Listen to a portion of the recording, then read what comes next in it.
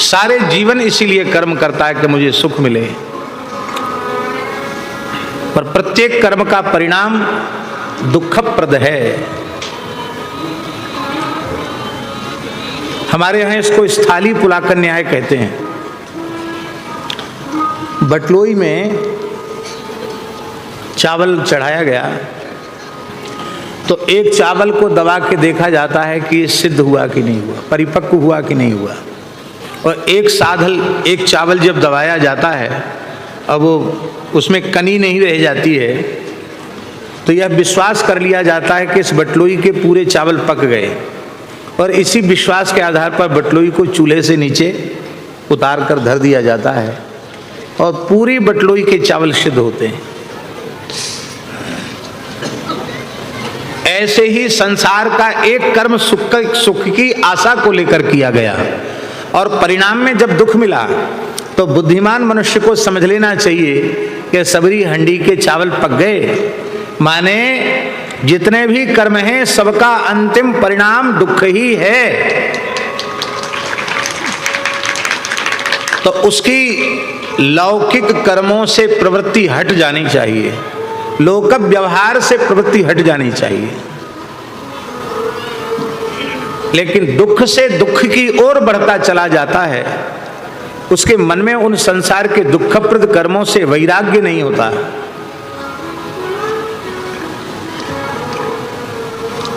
विंदेत भूयस्तत एव दुखम, उन्हीं से बारंबार दुख भोगता है, फिर भी मन हटता नहीं।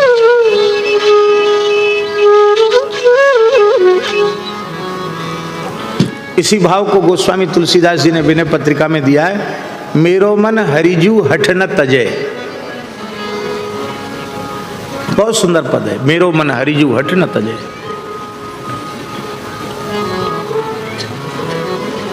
मन फिर भी नहीं हटता। हे भगवान, इसका कारण क्या है?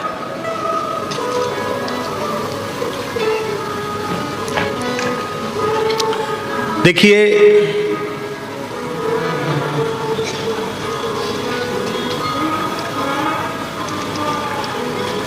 छतरपुर के निकट जो कुंजन स्थान है, कुंजन,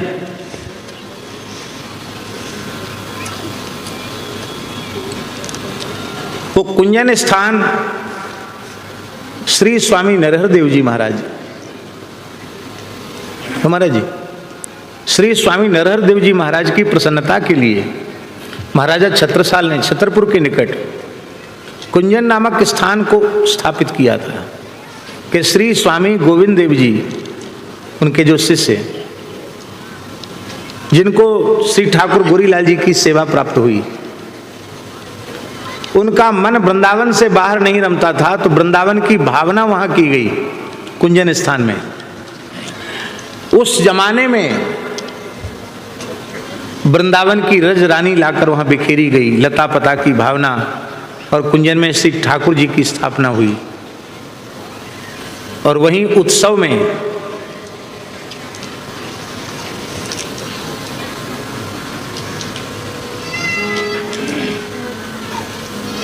श्री भगवत ऋषिक देव जी महाराज के पूज्य पिताजी, ये चर्चा हम कर चुके हैं, वहां पधारे थे। और उसी उत्सव में श्री स्वामी ललित मोहिनी देव जी महाराज पधारे थे।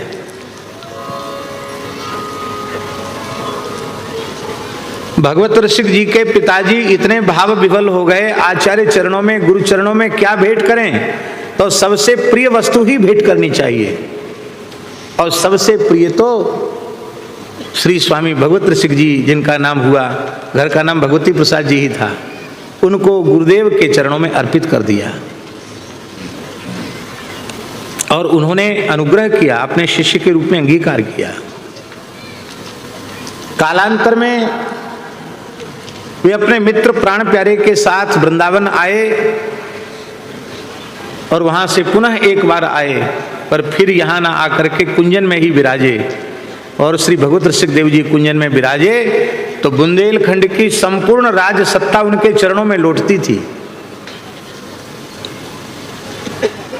जो बात स्वामी जी के संबंध में नृपति द्वार ठाणे रहे दर्शन आशा जास की, आसुधीर उद्योत कर रसिक छाप हरिदास की। वही अवस्था भगवत रसिक देव जी ने अभी विरक्त वेश नहीं लिया था और वही अवस्था उनको कुंजन में प्राप्त हो गई। राजा महाराजा चरणों में लौटते थे, राजाओं के जैसा वैभव था वहां, इतनी सेवा होती थी वहां, लेकिन एक क्षण नहीं लगा उस संपूर्ण प्रतिष्ठा सम्मान और वैभव को श्री भगवत रसिक देव जी ने तृण के समान त्याग दिया और श्री वृंदावन में आकर श्री ललित मोहिनी देव जी से विधिवत उन्होंने विरक्त वेश ग्रहण किया और बावड़ी में जाकर के भजन किया। आज भी स्थल है।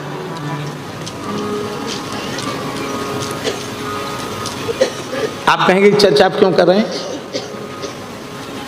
हम इसलिए ये चर्चा कर रहे हैं कि कौन सी ऐसी प्रतिकूलता थी जिसके कारण श्री भगवत रसिक देव जी ने ग्रह त्याग किया। कभी कोई काम क्रोध आदि के आवेग में भी संसार छोड़ देता है, कोई अभिलषित वस्तु नहीं मिली, मन एकदम खट्टा हो गया, चलो छोड़ो झंझट जाने। कभी कभी बहुत अभाव से ग्रसित होकर के भी लोग संसार छोड़ देते हैं।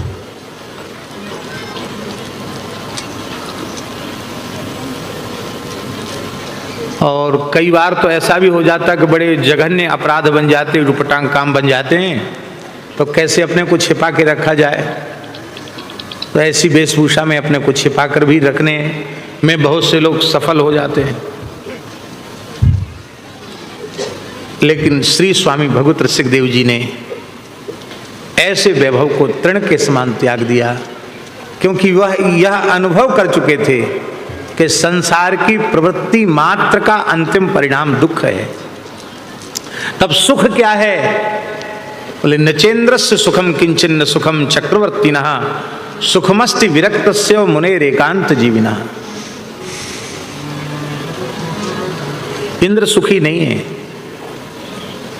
चक्रवर्ती सम्राट भी सुखी नहीं है। एकांत में किसी कुंज में अलक्षित भाव से पड़े हुए जो परम विरक्त रसिक जन हैं, जो निरंतर युगलवर श्यामा श्याम की रसमयी भावना में लीला चिंतन में डूबे हैं, वे सुखी हैं।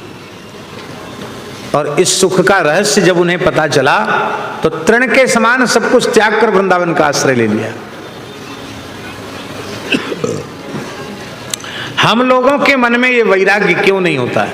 ये बात विदुर जी पूछ रहे हैं। दुख से दुख भोगते चले जाते हैं, फिर भी मन हटता क्यों नहीं?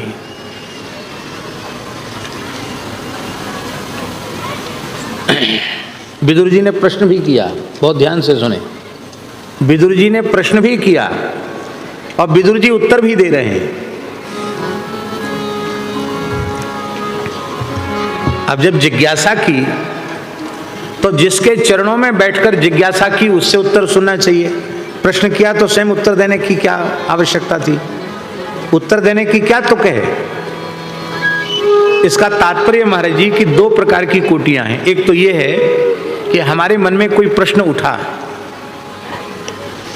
और हम उस प्रश्न का समाधान निश्चित नहीं कर पा रहे हैं, पर भगवत कृपा से जो समाधान हमारे मन में आया, हमने प्रश्न भी आपके चरणों में रख दिया और हमारे मन में उस प्रश्न का जो समाधान आया था वो समाधान भी हमने आपके चरणों में रख दिया कि भगवान ये प्रश्न है और हमारे अंतःकरण ने जो इसका समाधान खोजा है वो ये है।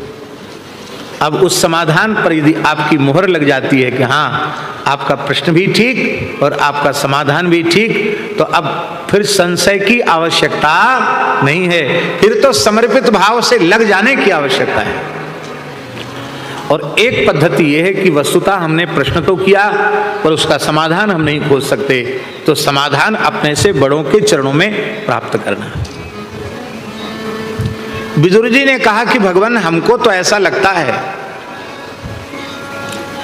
कि बाहर संसार है ही नहीं, संसार तो भीतर है और भीतर संसार है इसलिए बाहर दिखता है।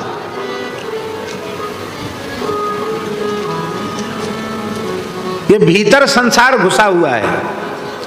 और ये संसार है क्या? देह गेह की आसक्ति। देह गेह की आसक्ति का अर्थ है शरीर संसार की आसक्ति,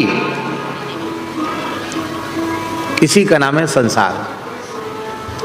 और ये आसक्ति हृदय में घुसी हुई है, बसी हुई है। ये हृदय में जो देह गेह के प्रति आसक्ति है, ये आसक्ति जब तक समाप्त नहीं होगी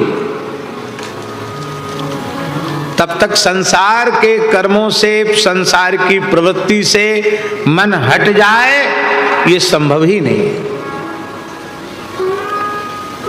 तो देह गेह की आसक्ति कैसे कटेगी? वाह, विदुर जी कह रहे हैं हमको तो लगता है भगवान की मंगलमयी कथा श्रवण करने से देह और गेह दोनों की आसक्ति का बंधन कट जाता है। कस्तृप्नुयात् तीर्थ पदो विधानात् सत्रेषु वः सूरिभिरीड्यमानात् यः कर्णनाडीम् पुरुषस्य यातो भवप्रदां गेहरतिं छिनत्ति। ये कथा कर्ण की नाड़ी के माध्यम से जब हृदय में उतरती है तो शरीर संसार के प्रति, देह के प्रति अहम बुद्धि और संसार के प्रति मम बुद्धि, शरीर के प्रति मैं बुद्धि, ये मैं हूं, और संसार के प्रति मेरा, ये मेरा है, ऐसी बुद्धि, ये दोनों बुद्धियां समाप्त हो जाती हैं।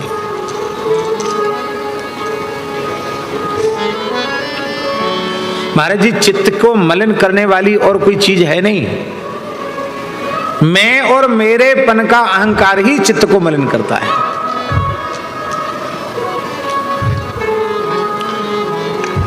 चाहे ज्ञान से और चाहे भक्ति से आपकी जैसी पात्रता हो, आपके जैसे अंतःकरण की भाव भूमिका हो, उस पथ का अनुसरण करके आप अपने अहम और मम को मिटाइए, आपका चित्त अपने आप निर्मल हो जाएगा, निर्विकार हो जाएगा।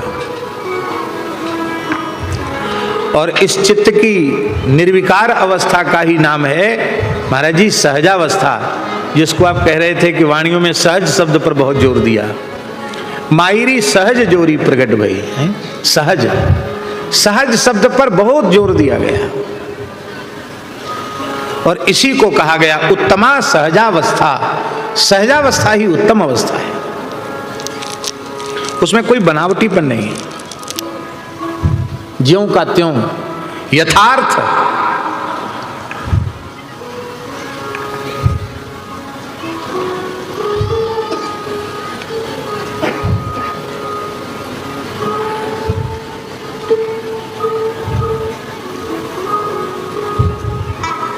ज्ञान के मार्ग में और मैं और मेरेपन को मिटाना वो भी साधन है, लेकिन कठिन है।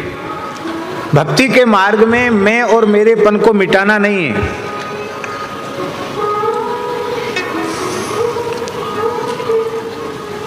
मैं दास हूं और मेरे युगलवर श्यामा श्याम हैं, बस इतने में ही अहम और मम की शुद्धि हो जाती है। सारे अभिमान नष्ट हो जाएं, पर हे नाथ यह अभिमान कभी नष्ट न हो, यह अभिमान जाए जनि भोरे, मैं सेवक रघुपति पति मोरे। यही है अहम और मम की शुद्धि। अहम ममाभिमानोत्थैः कामलोभादिभिर्मलैः वीतं यदा मनः शुद्धं अदुःखम् असुखं समम्। अहम और मम से ही चित्त मलिन हुआ है, और इस अहम और मम जो चित्त को मलिन करने वाले हैं, इनकी निवृत्ति होते ही चित्त निर्मल हो जाता है, और निर्मल चित्त दुख रहित हो जाता है। अदुःखम और असुखम, वो दुख और सुख दोनों से शून्य हो जाता है, सुख भी नहीं रहता। संसार की किसी वस्तु पदार्थ को देखकर वो सुखी नहीं होता।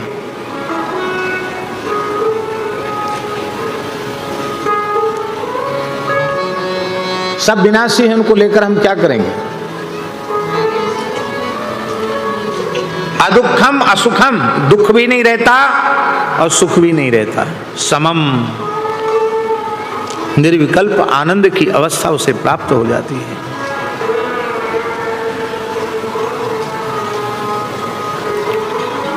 भगवान कह रहे हैं कि चित्त का गुणों में आसक्त होना बंधन है और तंबा पुंसी मुक्त है, इस चित्त का परमात्मा में अनुरक्त होना यही मोक्ष है।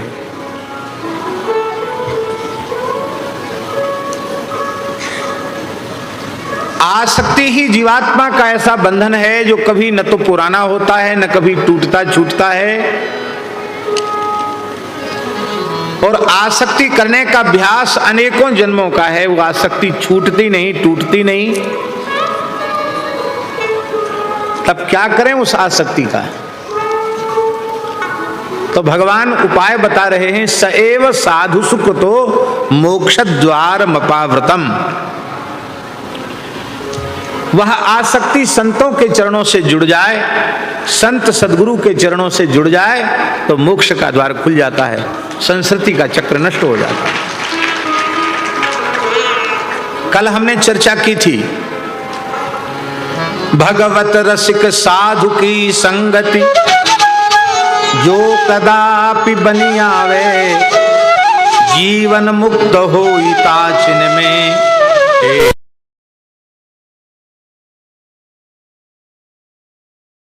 गुरुदेव का चरणाश्रय जब प्राप्त हुआ और उनकी कृपा से विरक्त वेश प्राप्त हुआ, स्वामी जी की रस परंपरा में शरणागति मिली, उपासना में रसोपासना में प्रवेश मिला, तो गुरु जी तो जल्दी निकुंज में चले गए। लेकिन एक संत का संग मिला और वो संत पूज्य बाबा श्री अलवेली शरण जी महाराज विराजमान है। स्वामी जी की उपासना में, रस भावना में अहर्निश जिनका चित्त डूबा रहता है, या हमारे यहाँ मोर को कंठ हुए ना ऐसे ऐसे चले, ऐसे मोर जैसा कंठ जिनका निरंतर जुगल नाम सो नेम जपत नित कुंज बिहारी, ऐसे हमारे बाबा श्री अलवेली शरण जी। निमित्त तो कोई ना कोई बनता ना महाराज जी। पूज्य बाबा का संग महाराज जी को, हमारे महाराज जी को मिला।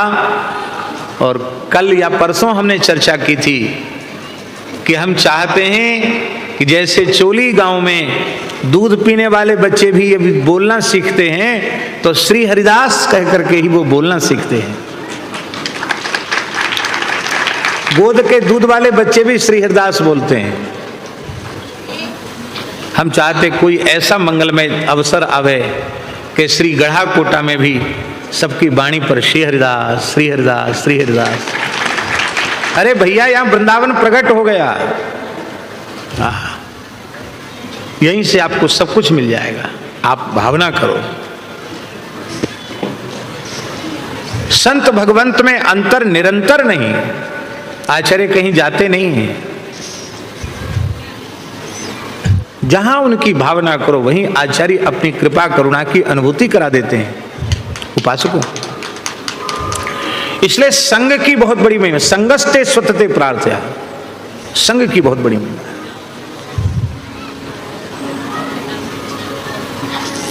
हम आपको क्या कहें, हम अपने जीवन की सर्वोच्च उपलब्धि मानते हैं पूज्य सदगुरुदेव भगवान श्री भक्तमाली जी महाराज, पूज्य सदगुरुदेव भगवान श्री पहाड़ी बाबा महाराज जी महाराज, ऐसे दिव्य संतों की जो चरण सन्निधि मिली, हमारे जीवन की यही सबसे बड़ी उपलब्धि। हम ले नहीं सके, लेकिन एक सूक्ष्माति सूक्ष्म कुछ अणुमात्र भी यदि कुछ वाणी से भी कुछ कह रहे हैं, तो इसमें अपना कोई पुरुषार्थ नहीं है। ये उनकी चरण रज का, उनके चरण जल का और उनके उच्छिष्ट का, उनके अधरामृत का प्रभाव है, जो प्राप्त करके हम खूब आनंदित हैं।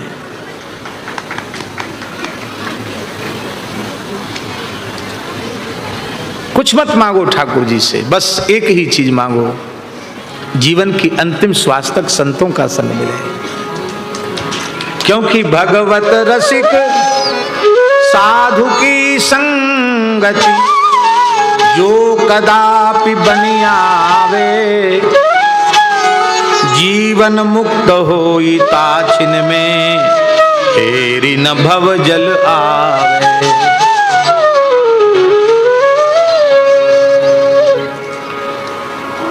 तब प्रश्न हुआ कि संतों का संग करना चाहिए,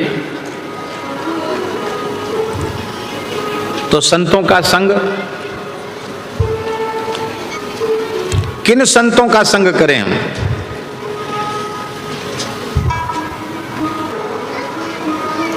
धरती के समान।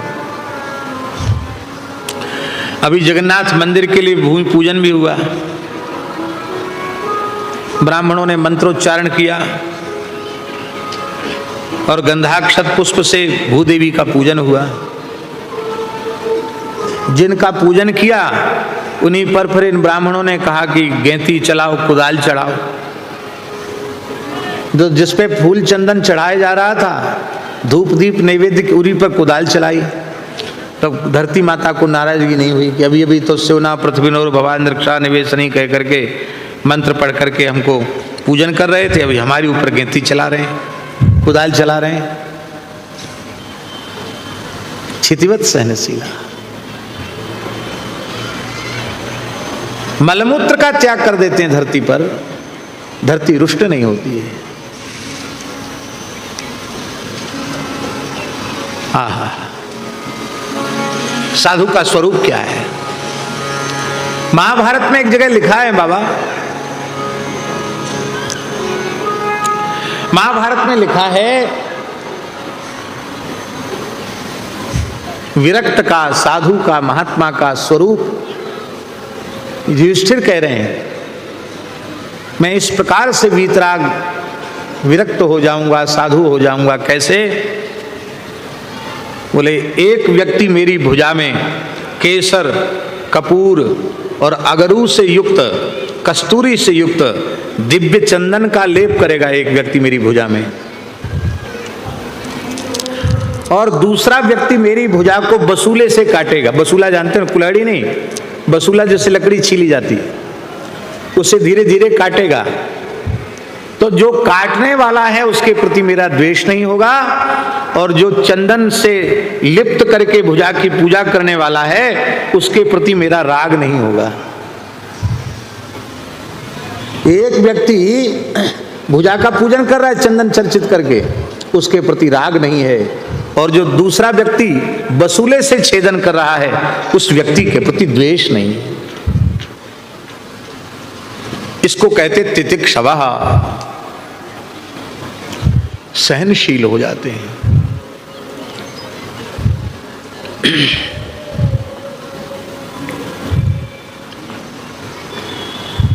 ठंडी गर्मी बरसात, भूख प्यास, ये तो सब सहन करते ही हैं।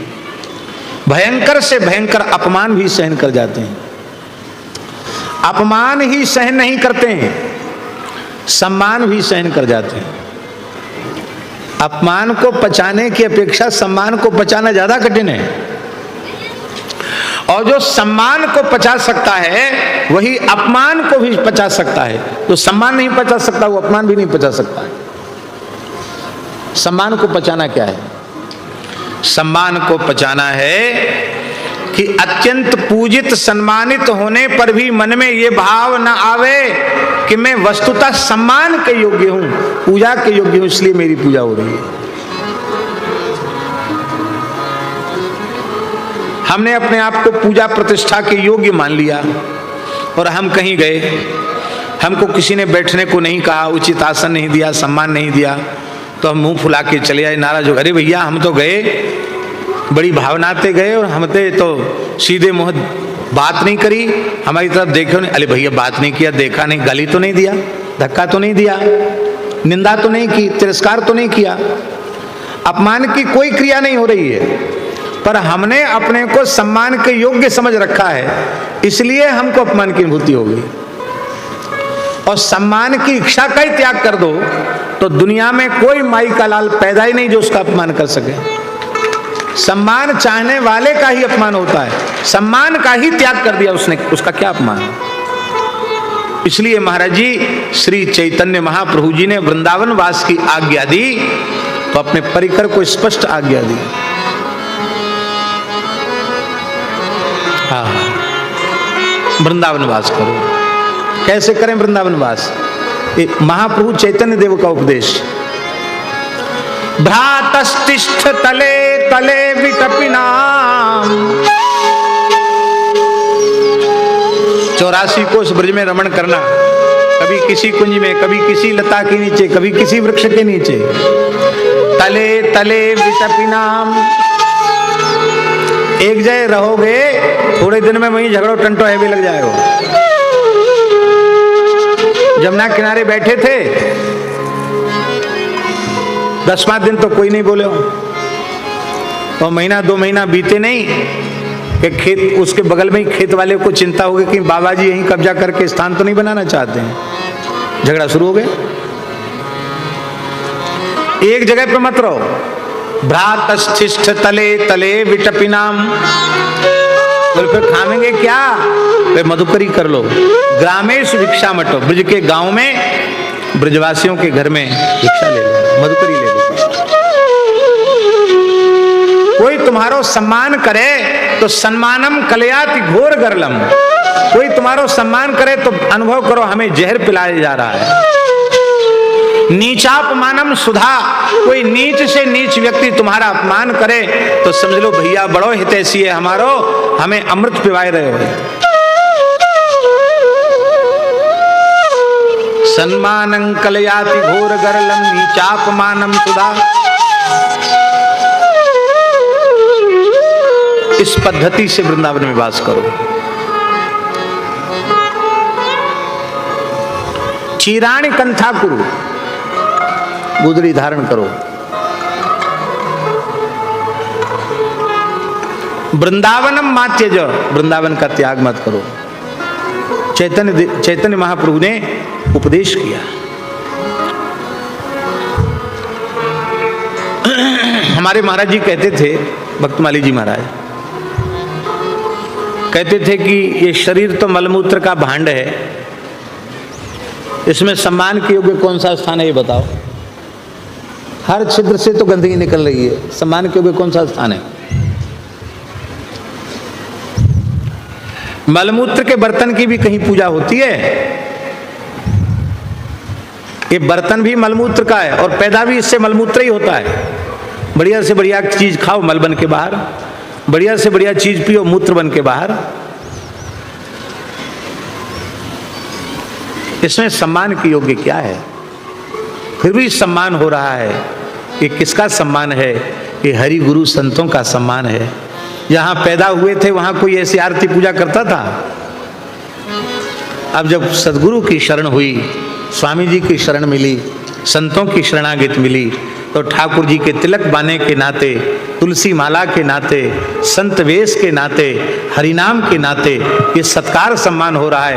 ये किसका ठाकुर सम्मान है? ये हरि गुरु और संतों का सम्मान है, ये हमारा सम्मान नहीं है। हम सम्मान के योग्य नहीं है। तितिक्षवः कारुणिकाः, उनमें विशेष करुणा होती है, बड़े कारुणिक होते हैं संत।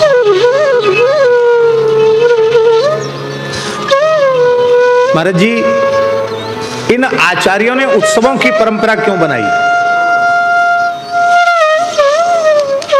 उनके भीतर जो निरंतर उत्सव हो रहा है उसमें किसी भगत जगत की जरूरत नहीं, किसी सती सेवक की जरूरत नहीं, किसी वस्तु पदार्थ की आवश्यकता नहीं, और कोई विक्षेप नहीं, और कोई कंजूसी नहीं। मानसी में कामधेनु गैया को बुलाओ और उसी की धार काढ़ो, और सोने के कड़ाह में अधोटा दूध की सुंदर गद्दा तकिया वाली खीर बनाओ, और रोज मन मन भर खीर भोग लगाओ। और यहाँ ऐसी खीर बनाए हुए में कितना श्रम करना पड़ेगा। मानसी में भाव राज्य में किसी वस्तु का अभाव नहीं है। नित्य विहार जिनके नेत्रों के समक्ष प्रकट है, उन्होंने हम जैसे जड़ जीवों पर करुणा करके, कृपा करके इन प्रकट उत्सवों को का स्वरूप चलाया। हमारा उस वृंदावन के नित्य विहार के रस में, भाव राज्य में हमारा प्रवेश नहीं है। हम लोगों को उसकी अणुमात्र, बिंदु मात्र झलक हमें कैसे मिले, उसका स्वाद कैसे मिले, ये करुणा करके महापुरुषों ने आचार्यों के उत्सव चलाए। और उत्सव महोत्सवों के माध्यम से हम जीवों को सत्संग मिल जाता है, संतों की, आचार्यों की वाणियों के श्रवण का सौभाग्य मिल जाता है, और हमारा अंतःकरण निर्मल होकर श्री ठाकुर जी, श्री जी के चरणों में समर्पित हो जाता है।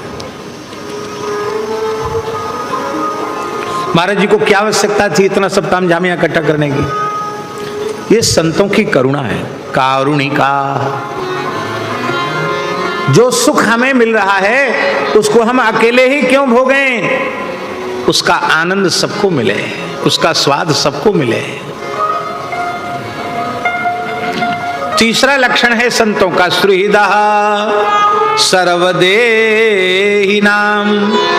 संपूर्ण प्राणी मात्र के वे सच्चे हितैषी होते हैं। वस्त्रहीन को वस्त्र देना, धनहीन को धन देना, अन्नहीन को भोजन कराना, प्यासे को पानी पिलाना, ये हित है। रोगी को औषधि देना, ये हित है। लेकिन जीवों को श्यामा श्याम की निष्काम रति प्रदान कर देना, उनके चरणों में प्रेम प्रदान कर देना, यह है सर्वोत्तम उपकार, यह है सबसे बड़ा हित। तो सबसे बड़ा हित संतों के द्वारा जो किया जाता है वो यही है, सुहृद सर्वदेही नाम। प्राणी मात्र के सच्चे हितैषी होते हैं, सबको भगवान की प्राप्ति कराते हैं। अजात शत्रवः, अजात शत्रु होते हैं, किसी प्राणी के प्रति उनके मन में शत्रुता का भाव नहीं होता। शांता, अजात शत्रु होते हैं इसलिए वे शांत रहते हैं, और वे परोपकारी होते हैं। साधवः, साधुभूषणा, परोपकारी होते हैं, साधुता ही उनका आभूषण होती है। वे अनन्य भाव से मेरी दृढ़ भक्ति करते हैं, मेरे लिए संपूर्ण कर्मों का त्याग कर देते हैं।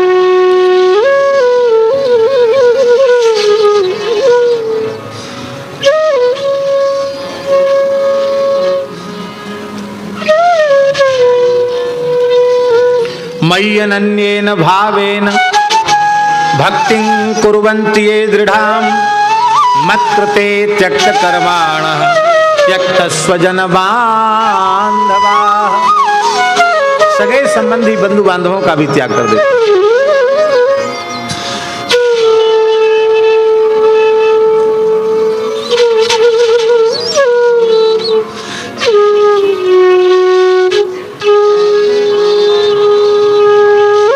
हरिराम व्यास जी की बेटी को ब्याह भयो वृंदावन में, बारात बुंदेलखंड से आई बाबा। पिता को अपनी पुत्री के प्रति कितना प्रेम होता है तो संसारी लोग अनुभव करते हैं, पर व्यास जी ऐसे रसिक आचार्य हैं, उनकी संपूर्ण आसक्ति युगल श्यामा श्याम में और रसिक जनों में, संसार में कोई आसक्ति नहीं उनकी। वो चुपचाप बैठे। सारी तैयारी रजवाड़ों की तरफ से की गई थी महाराज जी, ओरछा रियासत की तरफ से सब चीज की तैयारी, कोई चीज की कमी नहीं।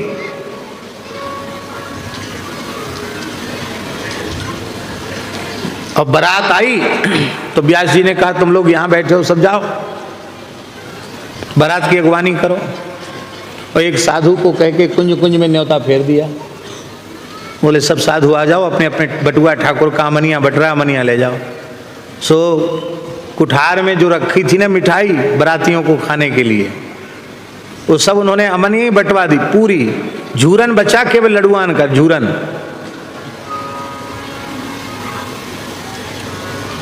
क्यों? बोले ये पदार्थ, उत्तम पदार्थ तो श्री ठाकुर युगल किशोर के योग्य हैं और उनके प्राण प्यारे रसिक जनों के योग्य हैं। इनको क्या खाने की जरूरत है? पर ठाकुर जी लाज रखने वाले हैं, पूरा भंडार वैसे का वैसा मिष्ठान से भर गया।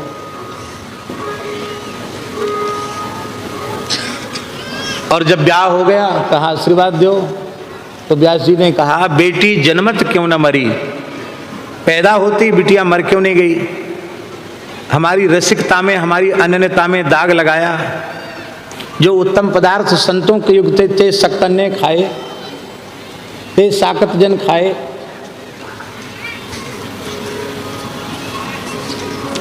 गणेश जी की पूजा की बात भी उन्होंने कही, बे मरे जिन मेरे घर गणेश पूजवायो।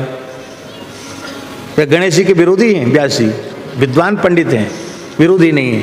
पर ठाकुर युगल किशोर जी को प्रणाम तक नहीं किया उन लोगों ने, उनकी तरफ पीठ करके बैठ गए और गणानांतवा करवे लग गए। व्यास जी का माथी गर्म हो गया। अरे गणेश जी प्रथम पूज्य हुए हैं, इनका नाम जप के गणेश जी की पूजा करो, ठीक है विधि है, पर गणेश जी भी जिनकी भक्ति करते हैं उन ठाकुर जी के चरणों में तो प्रणाम करो, उनमें तो भाव रखो। और महाराज जी बेटी जब जाने लगी तो व्यास जी ने कहा कि हम नहीं कह सकते कि वृंदावन से जाओ। वो नहीं गई वृंदावन से, वो यहीं रह गई। विवाह के बाद बेटी नहीं गई। त्यक्त स्वजन बांधवा, सगे संबंधी बंधु बांधवों का भी त्याग कर देते हैं। मदाश्रया, केवल मेरा आश्रय लेकर के रहते हैं। महाराज जी शरणागति अन्याश्रय सहन नहीं करती है। ठाकुर जी के अतिरिक्त अन्य का आश्रय नहीं। सर्वतो भावेन पतिव्रता नारी की तरह अनन्य भाव से अपने ठाकुर का आश्रय, इष्ट का आश्रय। अन्याश्रयण प्रपत्तिर बाधिता भवती, अन्याश्रय से शरणागति बाधित हो जाती है। इसलिए मई अनन्येन भावेन, अनन्य भाव से मेरी भक्ति करते हैं, दृढ़ भक्ति करते हैं। मई अनन्येन भावेन भक्तिं कुर्वन्ति ये दृढ़ाम, मत्कृते त्यक्त कर्माणा त्यक्त स्वजन बांधवा। इन लक्षणों से युक्त जो संत हैं, वे संत संपूर्ण प्रकार की आसक्ति के दोषों से शून्य होते हैं। और ऐसे संतों का संग मिल जाए तो तुम्हारी आसक्ति का दोष मिट जाएगा और फिर तुम्हारा काम बन जाएगा। देखो, हमारी आसक्ति संत में और संत की सर्वतोभावेन आसक्ति श्री बिहारी जी के चरणों में, तो सीधे सीधे हमारी आसक्ति तो बिहारी जी के चरणों में नहीं जुड़ पा रही थी, पर बिहारी जी में जिनकी आसक्ति है उनसे हमारी आसक्ति हो गई, तो श्रृंखला संबंध से हमारी आसक्ति ठाकुर जी के चरणों में जुड़ गई। और जिन श्लोकों को हमने अभी बोला है, उन्हीं श्लोकों का बिल्कुल हूबहू अनुवाद श्री स्वामी भगवत ऋषिकदेव जी कहते हैं। इसलिए संगस्ते स्वथते प्रार्थ्य, संतों का संग मिले ऐसी प्रार्थना भगवान से करनी चाहिए, क्योंकि संत सबसे बड़े हैं। को कह अवनी बड़ी, एक तो नाभाजी का कुंडलिया छप है, चलो उसी को बोल देते पहले। को कह अवनी बड़ी जगत आधार फनिजे, सोधारी सिर से। को कह अवनी बड़ी जगत आधार फनिजे, सोधारी सिर शेष शिव भूषण की। कवि जन करत विचार बड़ो को ताहि भनिजे। को कह अवनी बड़ी जगत आधार फनिजे, सोधारी सिर शेष शिव भूषण कीनो। शिव्यासन कैलाश भुजा भरी रावण, रावण जीत्यो बाली राघव एक सायक दंडे। अगर कहें त्रैलोक में जे हरि उर धरे तेई बड़े।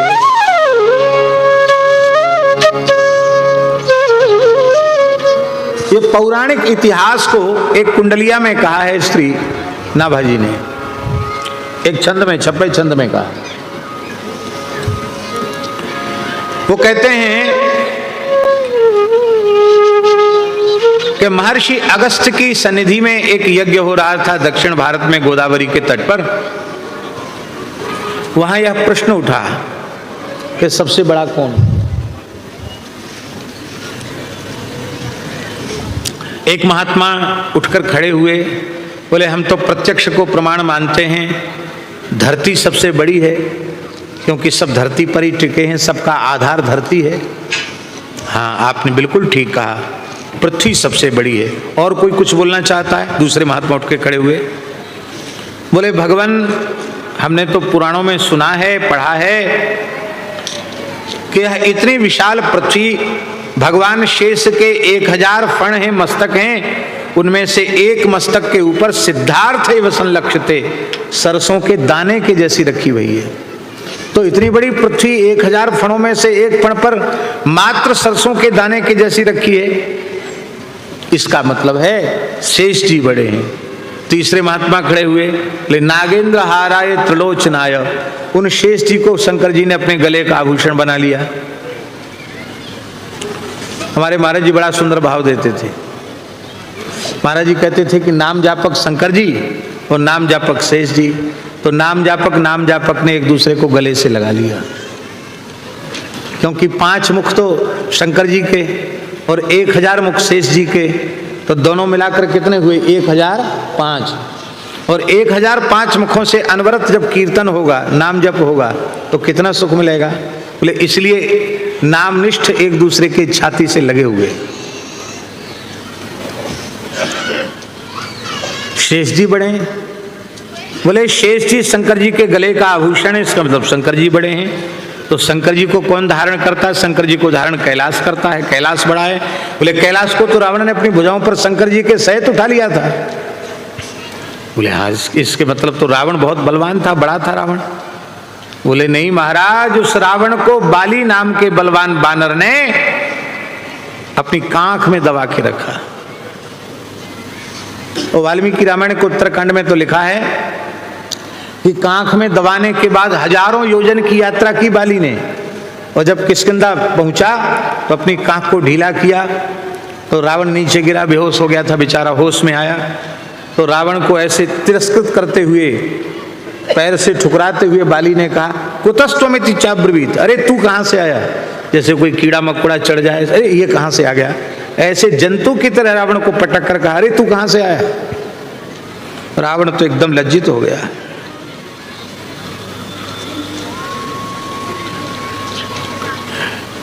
तो इसका मतलब बाली बहुत बलवान था। बोले हाँ, उस त्रिलोक विजयी रावण को बाली ने कांख में दबा लिया, और उस बाली को राम जी ने एक बाण से मार दिया। सुन सुग्रीव मारी हो बाली ही एक ही बाण, ब्रह्म रुद्र शरणागत गए न उबर ही प्राण। ब्रह्मा जी की शंकर जी की शरण में चला जाए तो भी ये बचने वाला नहीं, एक बाण से उसके प्राणों का हरण कर लिया। इसका मतलब सबसे बड़े राम जी हुए। चलो राम जी के पास गए सब अयोध्या। राम जी उस समय विराज रहे थे चक्रवर्ती राजा के रूप में। सरकार हम आपका अभिनंदन करने आए। भगवान ने बोले किस बात का अभिनंदन? बोले हम लोगों की यज्ञ में ये निश्चित हुआ कि आप सबसे बड़े हैं। भगवान बोले आपके निर्णय को तो हम काट नहीं सकते, पर एक बात बताओ, मुझ इतने बड़े को जिन लोगों ने अपने हृदय में धारण कर रखा, वे बड़े हैं कि नहीं? मैं बड़ा हूं, रोम रोम प्रति लागे कोटि कोटि ब्रह्मांड, पर मुझ इतने बड़े को आप संतों ने अपने हृदय में प्रेम बंधन में बांध करके रखा है, इसलिए संत बड़े हैं। ठाकुर जी कहते थे संत बड़े हैं, और संत कहते थे ठाकुर जी बड़े हैं। बोले झगड़ा मत करो, भजबे को दो ही सुघर कह हरि के हरिदास। हरि और हरिदास दोनों ही भजन के योग्य हैं। पुत्र के बहाने से नारायण नाम का उच्चारण किया, और अजामिलोप्यगाध धामों किम पुनः श्रद्धया ग्रहण, अजामिल भगवान के धाम का अधिकारी हो गया। फिर श्रद्धा पूर्वक कोई भगवान का नाम ले तब तो कहना ही क्या है। भगवान अपने आश्रित का किसी अवस्था में त्याग नहीं करते हैं। एक बार भगवान ने अपने पार्षद के रूप में चित्रकेतु को स्वीकार किया, तो भगवान शिव के अपराध से भले ही वह वृत्तासुर के रूप में पैदा हो गया, पर भगवान ने उसका त्याग नहीं किया, और भगवान की भक्ति में न्यूनता नहीं आई। इंद्र से युद्ध करते हुए वृत्तासुर भगवान की स्तुति कर रहा है जिसको वृत्त चतुश्लोकी कहते हैं, और वृत्तासुर ने भगवान के धाम को प्रयाण किया। 7वें स्कंद में भक्तराज श्री प्रहलाद जी का चरित्र है। प्रहलाद जी के चरित्र की विशेषता है, इन्होंने घोर नास्तिक को भगवत साक्षात्कार कराया। हिरण्यकशिपु ने प्रहलाद जी से यही पूछा था, यस्त्वया मंद भाग्योक्तो मदन्यो जगदीश्वर क्वासौ।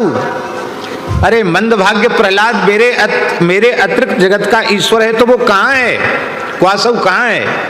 बोले सर्वत्र, सब जगह है। तो कस्मात् स्तंभेन दृश्यते, जब सब जगह है तो खंभे में क्यों नहीं दिखाई पड़ रहा है? प्रहलाद जी ने कहा, हमारी आंख से देखोगे तो खंभे में भी दिखाई पड़ेगा। और हिरण्यकशिपु ने मुष्टि का प्रहार किया और खंभ फाड़ कर नृसिंह भगवान प्रकट हो गए। बोलो नृसिंह भगवान की जय। दुष्ट का संहार किया, उसकी आंतों को निकालकर भगवान नृसिंह ने अपने गले में धारण कर लिया। भगवान का नाम अंतरमाली हो गया। ब्रह्मादि देवताओं की स्तुति से भगवान प्रसन्न नहीं हुए। प्रहलाद जी ने जैसे ही चरणों में प्रणाम किया, भगवान करुणा सिंधु कृपा सिंधु में, भगवान वात्सल्य सिंधु में डूब गए। स्वपाद मूले पतितं तमर्भकं विलोक्य देवः कृपया परिप्लुतः उत्थाप्य तच्छीर्ष्ण्य दधात् कराम्बुजं कालाहि वित्रस्तधियां कृताभयम्।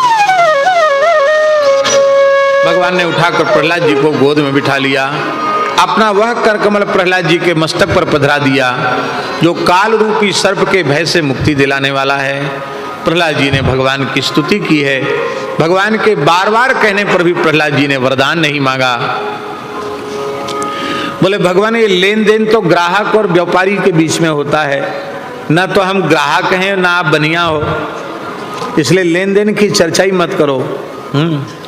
आप यदि कुछ देना चाहते हैं तो यही दे दीजिए कि मेरे हृदय में कभी कामनाओं का बीज ही अंकुरित न हो।